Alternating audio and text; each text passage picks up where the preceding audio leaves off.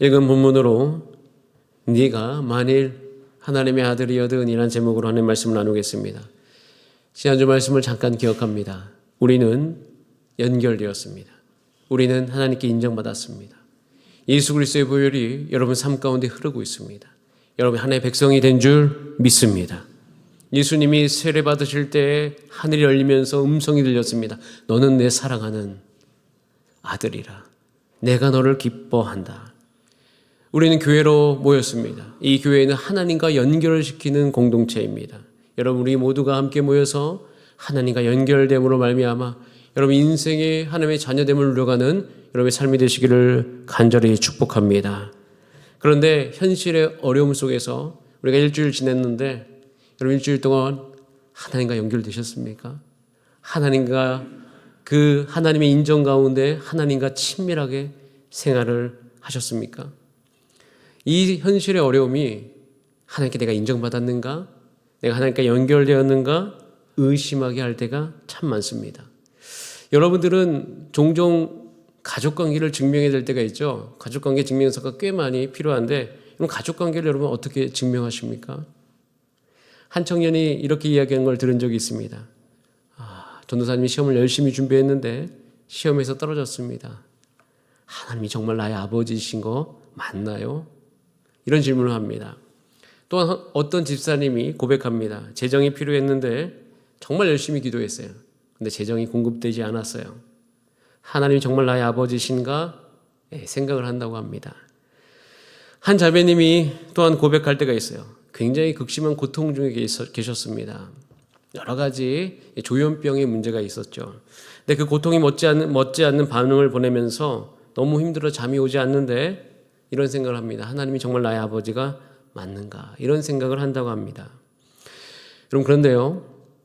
제가 시험을 못 봤다고 해서 재정적인 어려움이 계속 있다고 해서 극심한 고통과 불면증이 있다고 해서 저 육신의 아버지가 계시거든요. 그 아버지가 나의 아버지심을 의심해 본 적이 없습니다. 단 한 번도. 왜 그럴까요? 제가 실패를 겪던 고통 중에 있든 사실 아버지가 내 아버지이신가 이 사실과 전혀 관계가 없는 문제이기 때문이에요. 여러분이 성공하든 실패하든 또는 저의 삶이 풍족하든 어려움을 겪든 제 육신의 아버지는 여전히 저의 아버지이십니다. 왜냐하면 아버지와 저의 관계는 혈육으로 이미 정해져 있고 법적으로도 명백하게 확인되어 있기 때문이에요. 방금 전에 이야기했듯이 여러분 가족관계를 어떻게 증명합니까? 여러분 가족관계서 관계증명서 한 장으로 증명하는 거예요. 거기에 보면 누가 나의 아버지고 어머니고 누가 나의 자녀인지 다 나와 있습니다. 제가 성공을 해서 자녀임을 증명합니까? 제가 의사가 되어서 자녀임을 증명합니까? 내가 시험을 잘 봐서 자녀임을 증명하는 게 아니에요. 전혀 아닙니다. 이 혈육과 법이 내가 자녀임을 입증하고 있어요. 자, 그런데 왜 자꾸 우리는 어려움이 있으면 하나님이 나의 아버지신 것은 의심할까요? 이게 굉장히 중요한 문제입니다. 마귀는요, 오늘도 마귀가 등장하지 않습니까? 마귀가 육신의 연약함을 비집고 들어옵니다. 그게 예수님이라 할지라도 그렇게 하더라고요. 보세요. 예수님 아닙니까? 근데 그 연약함을 비집고 들어와서 계속 관계를 의심하게 해요. 여러분, 예수님은 지금 현재 육을 입고 계십니다. 육을 입고 있기 때문에 우리 육체에 연약함이 있습니다. 연약함이라는 것은 우리가 약하다는 개념이 아니에요. 이런 거죠. 먹지 않으면 배고픕니다. 자지를 못하면 졸립니다. 여러분 계속 일해보세요. 피곤합니다. 그러니까 육을 입고 있으면 연약함이 우리 삶 가운데 올 때가 있어요. 그런데 여러분 우선은 한 가지 큰 전제가 있습니다. 육을 입으신 지금 예수님이 연약하시긴 하지만 자, 우리 1절 말씀 우선 예수님의 상태를 관찰합니다. 같이 오늘 누가복음 4장 1절 말씀을 읽어봅니다. 시작. 예수께서 성령의 충만함을 입어 요단강에서 돌아오사 광야에서 40일 동안 성령에게 이끌리시어. 예수님께서 지금 40일 동안 금식하셨는데 우선 어떤 상태십니까? 성령님께 이끌림 받은 상태. 성령의 충만함을 입었습니다. 성령에게 이끌려서 40일 금식하셨습니다. 그러니까 예수님께서 성령님께 이끌리지 않고서는 육을 입고 이렇게 금식하는 거 어렵죠. 자, 근데 이 금식을 한 지 이제 40일을 채워가는 시점이죠. 자, 그때 성령님께 이끌리신 예수님의 상태가 2절에 보면 이렇게 되어 있습니다. 마귀에게 시험을 받으시더라. 이유가 있어요. 이 모든 날에 아무것도 잡수시지 아니하시니 날수가 다음에 줄이신지라라고 되어 있어요. 마귀에게 시험 받으신 예수님의 모습을 보여줍니다. 이것은 성령에 충만하신 예수님의 상태예요. 이 성령에 이끌리는 예수님, 근데 육의 연약함을 비집고 들어온 거죠. 왜냐하면 성령께 이끌리신 바는 예수님이 어떤 상태예요? 줄인 상태라고요. 40일 동안 먹지 않으면 배고픕니다. 누구나 다 마찬가지예요. 육을 입고 있기 때문에 당연합니다. 그 상태에서 마귀에게 시험 받으신 거예요. 여러분도요, 육이 줄인 상태면 시험 받기 쉽습니다. 육체가 피곤하면 시험 받습니다. 여기 계신 분들 중에서도 아마 그런 분들 꽤 많으실 겁니다. 육이 피곤하기 때문에, 육이 병들었기 때문에, 너무 지금 내 인생의 업무가 고되기 때문에 시험 속에 계신 분들이 꽤 많아요. 저와 여러분 육신을 입고 있기 때문에 먹지 않으면 또 자지 않으면 힘 빠집니다. 그런데 이렇게 육의 힘이 빠질 때에 우리에게 다가오는 위험이 있어요. 그것을 기억하셔야 돼요. 예수님도 시험 받으시면서 우리에게 그것을 보여주시는 건데, 자, 사도 바울이 로마서 6장 19절에 이렇게 이야기하고 있어요. 우리 같이 한번 로마서 6장 19절 말씀을 읽어봅니다. 시작. 너희 육신이 연약함으로 내가 사람의 예대로 말하노니 전에 너희가 너희 지체를 불법과 부정과 불법에 내주어 불법에 이른 것 같이 이제는 너희 지체를 의에게 종으로 내주어 거룩함에 이르라라고 되어 있어요. 자, 육신의 힘에 빠질 때 우리의 상태가 어떻게 되냐면, 따라하세요. 육신의 말을 듣는다. 자연스럽지 않습니까? 배고프지? 먹어봐. 졸리지? 그냥 자. 그런데 그때 그렇게 육의 말만 들으면 우리 육체를 부정과 불법에 내어줄 수 있는 위험성이 굉장히 높아지는 거예요. 그러니까 경계를 하라는 거예요. 경계를 하면서 이런 생각해야 됩니다. 성령님께 이끌림 받는 나의 상황 속에서도 내 육신이 연약하기 때문에 육이 약해질 때 따라가 시험 받을 수 있다. 그럼 시험 받을 수 있습니다. 저도요. 왜? 왜 시험 받나요? 성령님께 이끌리는데, 어제 기도했는데 왜 시험 받나요? 여러분 이렇게 생각할 수 있지만 예수님을 시험한 마귀를 보세요. 마귀의 속성입니다. 예수님에게도 성령님의 이끌림 받아가지고 시험에 이끌림 받아서 금식하고 있는데 그 틈을 비집고 들어오는 거예요. 여기서 우리는 마귀의 습성을 알아야 됩니다. 아무리 성령님께 이끌림 받는 순간이지만 우리의 육이 연약한 순간 그 찰나를 놓치지 않아요. 그 찰나에 우리를 시험하는 거예요. 얼마나 이게 영적 전쟁을 할 때 제일 무서운 거 뭐냐면 내 상태를 내가 경계해야 된다는 거예요. 그러니까 마귀가 육신을 입으신 그 예수님의 육체가 줄였던 그 찰나를 놓치지 않는 거예요. 그러면 시험합니다. 사실 이 시험은 배고픔을 견뎌라 이런 시험이 아니에요. 배고픔을 참으라 이 정도 시험이 아닙니다. 단순하게 먹는 것에 대한 시험이었다면 시험이 이렇게 봐도 되지 않을까요? 이제 그만 금식하고 광야를 떠나라. 그렇잖아요. 광야만 떠나도 먹을 것이 많습니다. 가서 먹으면 되잖아요. 그런데 굳이 돌을 떡이 되게 하라는 거예요.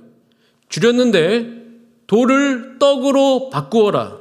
이 말이 무슨 말이에요? 너 하나님의 아들이지? 이 정도 능력은 있어야지.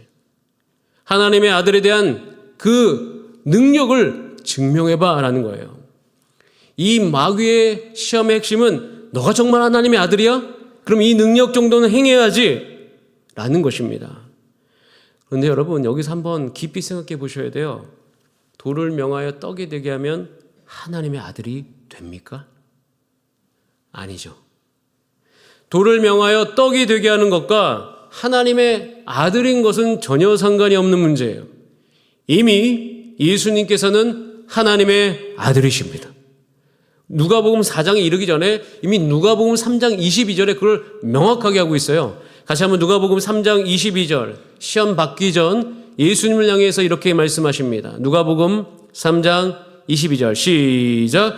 성령이 비둘기 같은 형체로 그의 위에 강림하시더니 하늘로부터 소리가 나기를 너는 내 사랑하는 아들이라 내가 너를 기뻐하노라 하시니라. 하늘로부터 음성이 들려서 예수님이 누구신지를 선언하십니다. 너는 내 사랑하는 아들이라 내가 너를 기뻐하노라. 여러분, 이 음성을 들으시길 바랍니다. 예수님은 이미 인정받으셨습니다. 이미 하나님께 연결되었어요. 여러분, 이때는 예수님께서 공생애를 시작하시기 전입니다. 즉 업적이 없어요. 물론 아주 먼 옛날에 어렸을 때 물을 포도주로 바꾼 그 이적은 행하셨지만 그것도 아주 먼 옛날이고, 그리고 또 무엇보다도 가장 예수님께서 큰 중요한 일은 온 인류의 죄를 위해서 십자가에 죽으시는 것인데 아직 그것을 하시기 전이에요. 아직 업적이 없단 말입니다. 업적과 상관없이, 그의 성과와 상관없이 이미 아들이 되신 거예요. 이미 사랑을 누리고 있는 거예요. 그런데 육이 연약해 시험 받을 때 이 음성 듣고 있죠. 너 하나님의 아들이야? 너를 증명해.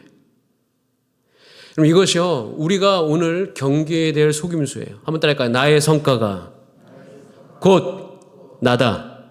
우리 누가복음 4장 3절 말씀을 같이 한번 읽어볼까요? 누가복음 4장 3절 시작. 마귀가 이르되 네가 만일 하나님의 아들이여든 이 돌들에게 명하여 떡이 되게 하라. 너 하나님의 아들이야? 그럼 너를 이제 드러내야지. 배고프잖아. 이거 하면 얼마나 사람들이 놀랄까? 너 이거 하면 한 사람들이 메시아로 인정할 거 아니야? 이렇게 유혹하고 있는 거예요. 저와 여러분에게도 동일하게 지금 육체적인 연약함을 비집고 들어와서 이렇게 이야기합니다. 너 2025년 이룬 게 뭐가 있어? 저에게 들릴 수 있죠. 너 목사로서 교회 어떻게 어떤 성과를 이루었어? 너가 어떻게 그렇게 필요한 존재라는 것을 보여줄 수 있는데 너가 지금 한 게 뭐야? 그러면서 만족스러운 성과와 내가 하나님의 아들인 것과 연결시킵니다. 그거 없으면 더 열심히 살아야 돼. 그러면서 우리가 낙심에 빠지게 하죠. 또한 낙심에 빠지는 것이 아니라 이제는 궁지에 물렸기 때문에 다른 사람들을 비난하는 것으로 우리를 이끌어갈 때가 있어요. 여러분, 저와 여러분이 이 마귀의 속임수에 속지 않게 되기를 축복합니다. 여러분의 성과와 여러분의 성공은 내가 하나님의 자녀인 것과 분리시켜야 됩니다.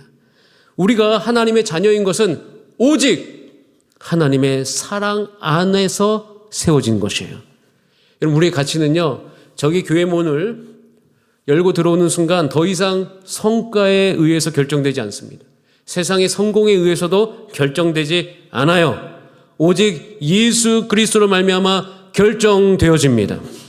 그래서 교회는요, 아주 특별한 장소입니다. 교회는 이 가치가 충만해져야 돼요. 우리의 생각이 거기에 완전히 장악당해야 되고 우리의 언어도 그것에서 변화되어야 돼요. 그래서 여러분 오신 분들, 우리도 눈을 바꾸셔야 됩니다. 세상의 어떠한 성과와 업적으로 우리 성도들을 평가하고 속으로 비교하고 있으면 안 돼요.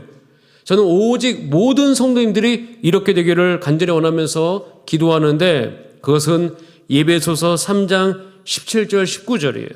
우리 기도하는 마음으로 여러분도 그렇게 되시고 또 여러분 주변에 있는 분도 그렇게 되시길 바라면서 같이 한번 읽어보겠습니다. 시작.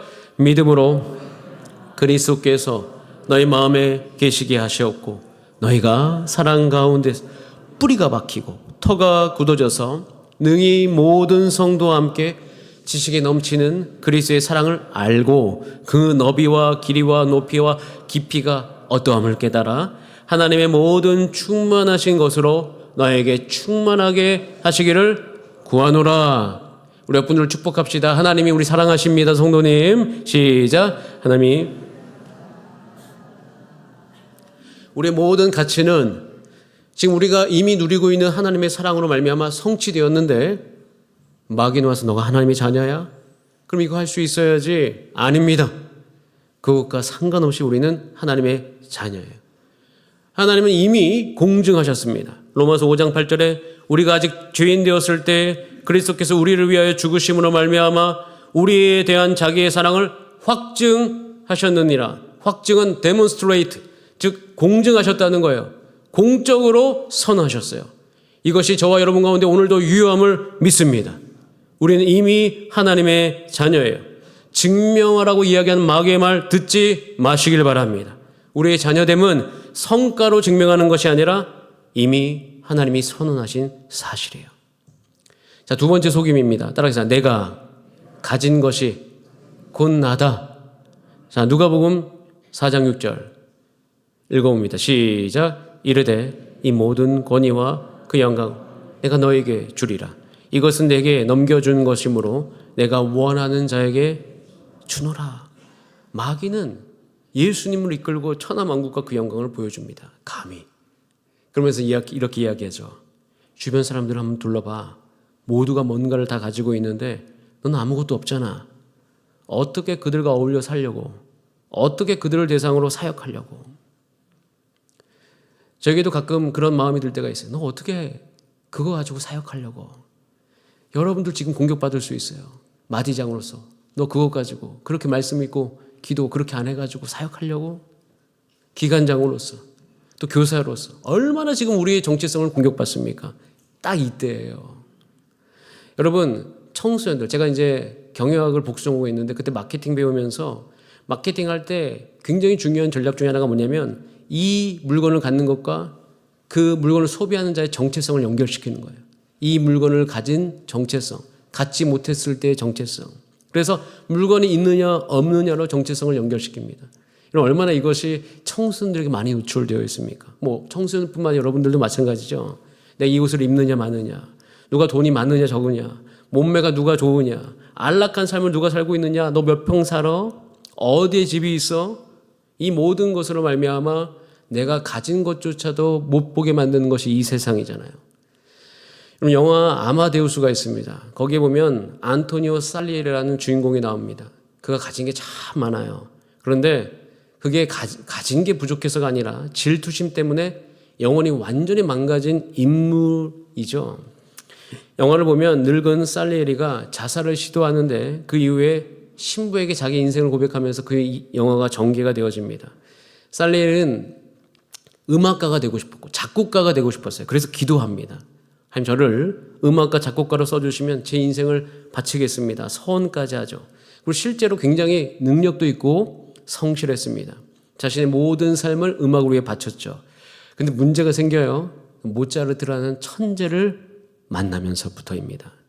그러니까 살리에리는 그 수년간의 노력을 했는데 이 모차르트가요, 노력도 안 하고 굉장히 경박해 보이는데 음악만 만들면 대단한 거예요.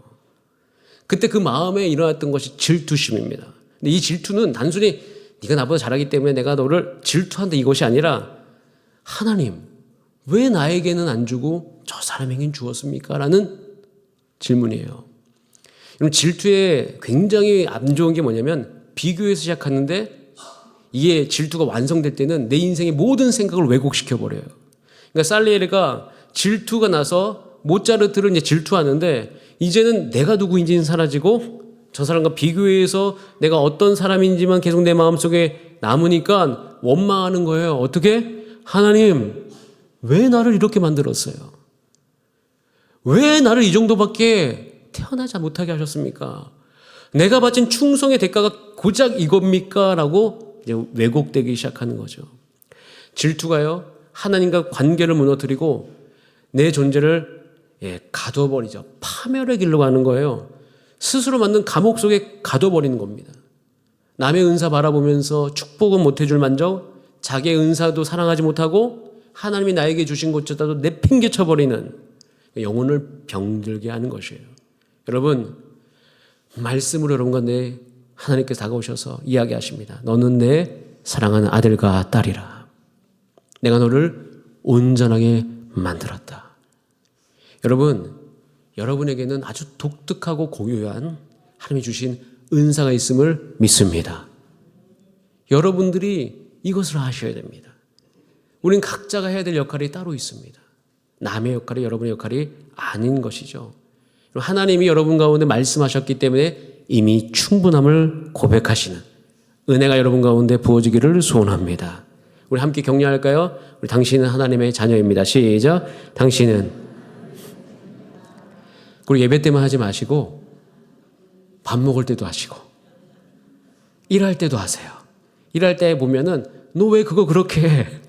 뭐 이런 이야기 하지 마시고 하나님의 자녀됨을 이야기하신 여러분 되시기를 축복합니다. 지금 이 겨울에 특별히 많이 하셔야 된다니까요. 세 번째 속임이에요. 한번 따라할까요? 사람들이 생각하는 내가 곧 나다. 자, 우리 누가복음 4장 9절을 한번 읽어볼까요? 시작. 또 이끌고 예루살렘으로 가서 성전 꼭대기에 세우고 이르되 네가 만일 하나님의 아들이거든 여기서 뛰어내리라고 합니다. 혹시 여러분 이제 오래된 이야기이지만 혹시 과거에 유리 갤러라는 사람을 아십니까? 초능력으로 굉장히 유명했잖아요. 유명했는데 뭘로 유명했죠? 숟가락 구부러뜨리는 거. 이걸로 굉장히 인기를 끌었습니다. 그래서 사람들이 조사도 했어요. 과학적인 증명을 위해서 정말 그가 어떤 능력을 갖고 있는지 굉장히 이슈가 되었죠.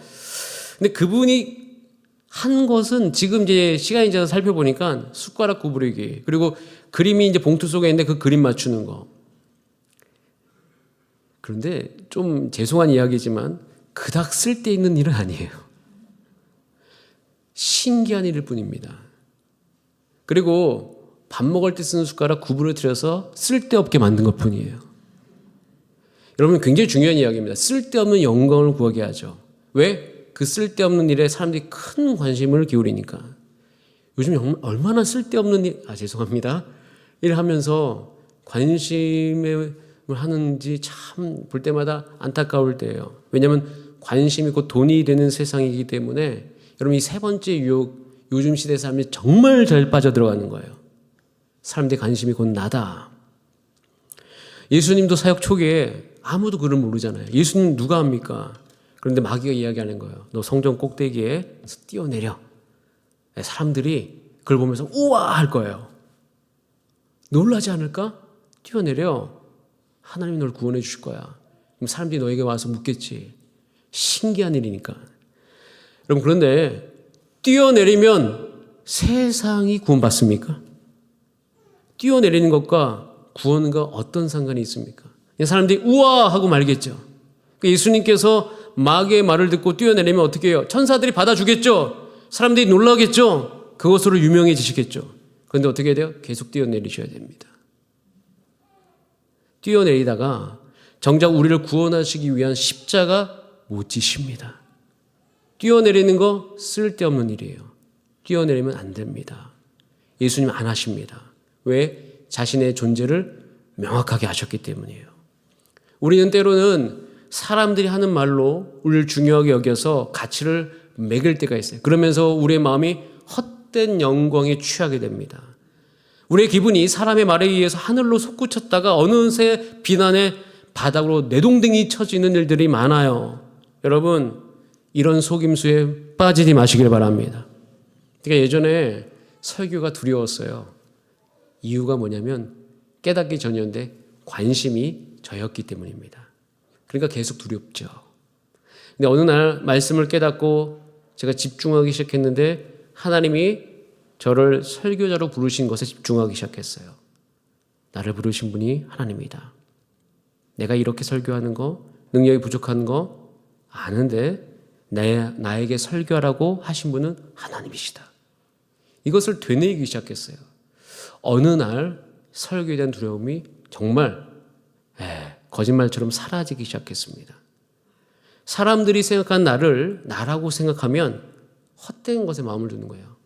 단상에 올라갔는데 오늘 사람들이 내 설교를 듣고 어떤 생각을 할까? 이거 헛된 거죠. 이 생각 왜 합니까? 근데 이런 생각할 때가 참 많다고요. 우리가 자유하지 못한 거예요. 여러분 참된 자유는 하나님이 주신 말씀을 믿고 사람들에게 특별한 존재가 되어야 되겠다는 노력을 내려놓을 때 얻는 자유예요. 이 자유가 없으면요 참 놀랍게도 교회 생활하면서도 거짓자로 살아가는 경우가 참 많이 있습니다. 여러분 하나님이 여러분 가운데 뭐라고 말씀하십니까? 지금 여러분 시편 99편까지 우리가 금요일까지 묵상했는데 시편 지금 90편 이유가 너무 놀라워요. 왜냐하면 우리가 누구인지를 이야기해 주고 있어요. 정말 성과는 하나도 없고 모든 것은 이스라엘 백성이 다 무너졌는데 하나님이 우리를 기르신다고 이야기하고 있어요. 그 말씀에 의지해서 자기의 정체성을 세운 사람만이 거기서부터 일어설 수 있는 거예요. 그러면서 내일부터는 시편 100편의 세계관적 변화가 일어나는 거죠. 여러분, 하나님 말씀하시는 것이 여러분의 모습인 줄 믿으시길 바랍니다. 그때 여러분을 부르신 아주 하나님이 주신 고유한 소명을 알게 될 거예요. 우리 모두는 그래서 거짓 자아로부터 벗어나야 됩니다. 예수님은요, 끊임없이 공생의 기간 중에 예수님을 향한 거짓된 자아를 요구받았어요. 그러나 예수님은 언제나 자신의 모습에 충실하셨어요. 나는 하나님의 아들이다. 나는 이 땅을 섬기러 왔으며 나의 목숨을 많은 사람들을 위한 대속물로 주기 위해 왔다. 하나님 말씀하신 참된 자아죠. 예수님은 오직 이 말씀 안에서 자신에 대한 확신이 있으셨고 그래서 늘 말씀 보고 기도하면서 이 소명을 이루려고 한 거예요. 예수님의 가족들조차 예수님을 향해서 너 그렇게 살지 말라고 이야기했어요. 마가복음 3장 21절에 보면 예수님과 그 친족들이 예수님을 향해서 너 미쳤다, 그가 미쳤다라고 이야기할 정도였어요. 하지만 아랑곳하지 않았어요. 하나님 말씀하신 부르심에 충실합니다. 그렇기 때문에 가끔씩 예수님은 12 제자에게도 실망을 주긴 했습니다. 왜냐하면 제자들은 예수님이 메시아로 살기를 원했거든요. 십자가에 못 박혀 죽지 않기를 원했다고요. 왜? 내 스승이 십자가에 못 박히는 게 얼마나 수치스러운 일입니까? 근데 그것 아시는데도 십자가에 못 박히셨죠. 제자들이 참 실망 많이 했어요. 또 예수님은 대중에게도 꽤 실망을 주셨습니다. 먹을 걸 주시긴 했어요. 문제를 해결했지만 계속 그러진 않았어요. 오히려 거룩하게 살라고 하셨어요. 말씀을 들으라고 했어요. 그러니까 문제 해결받는 것은 너무 좋은데 그렇게 살라고 하니까 실망스러운 거예요. 종교 지도자들에게도 실망을 주었습니다. 예수님 말씀할 때마다 그때 당시 지도자들은 흔들렸어요. 그런데 예수님은 거기에 대응하지 않고 적대시하지 않고 소통하시면서 자신의 소명대로 살아갑니다. 그래서 언제나 자연스러우세요. 예수님 피곤하시면 주무십니다. 파도가 치는 것조차도 모른 채 잠이 들어버리시고 배고프면 배고프다고 이야기하시고 그렇게 이야기하시면서 그의 일생을 보내시기 시작합니다. 결국 그 참된 자로 살아간 결과는 십자가로 가신 것이죠. 하나님 말씀하신 그 참된 자를 지니고 있었기 때문에 본인의 삶도 자연스럽고 생명을 줄 수 있었습니다. 저 여러분 2025년을 마무리하면서 우리가 집중해야 될 것이 하나님 말씀하신 내 모습이에요. C.S. 루이스는 이야기합니다. 우리가 스스로 나 자신이라고 생각하는 것을 치워버리라. 그리고 하나님께 맡기라. 하나님 말씀하신 것이 진정한 여러분의 모습입니다. 이유는 한번 따라 하나님이 나를 만드셨기 때문이라. 우리가 피조물이에요. 다행이죠. 우리가 피조물이라는 사실이 인생의 가장 안식을 누리는 비결이에요. 예수님을 의지할 때 그분 앞에서 우리 자신을 내려놓기 시작할 때 우리만의 고유한 정체성을 찾기 시작합니다. 예수님 우리 가운데 말씀하세요. 너희는 나의 양이라. 조급함이 사라지죠. 저도 이제 9월, 10월 지나오면서 사역이 워낙 많고 교회 공사들이 여러 가지 있으면서 마음이 조급해지는 것이 사실입니다. 계속 기도했습니다. 근데 이 말씀을 묵상하면서 하나님께서 제 마음을 안정시켜 주십니다. 그러면서 가족관계 증명서, 육신의 가족관계 증명서, 그것은 법적으로 혈육으로 증명하듯이 가족관계 증명서 영적으로 있다고 말씀하십니다. 그것은 십자가, 예수님이 우리를 위해 죽으신 것, 세례, 너는 내 아들이라 선언하신 사건, 성령, 우리가 언제나 기도할 때 아바 아버지라 부르짖게 해주실 수 있는 분. 여러분 기억하세요. 이미 여러분들이 하나님을 아버지라 부를 자격이 여러분 가운데 도장 찍혀 있음을 기억하시기 바랍니다. 시험에 떨어져도 재정이 막혀도 고통이 멈추지 않아도 그 도장 지워지지 않습니다. 여러분 상황이 좀 어려워서 하나님이 나의 아버지이신 거 맞나? 이런 생각 들으셨던 분들 오늘 힘내시길 바랍니다. 거짓자로 살지 마시고 예수님처럼 이미 세례받은 자에게 주시는 하나님의 내가 너를 사랑한다. 내가 너를 기뻐한다. 넌 나의 자녀라. 이 음성 들으시고 거기에서부터 다시 일어설 수 있는 용기가 여러분 가운데 있기를 소원합니다. 늦기 전에 예수님이 주시는 이 말씀과 물을 먹고 생명을 얻고 소생케 되어지는 여러분의 삶이 되시길 주님의 이름으로 축복합니다. 우리 분하고 인사할까요? 당신은 하나님의 자녀이십니다. 시작. 당신은. 우리 함께 찬양하고 기도하겠습니다.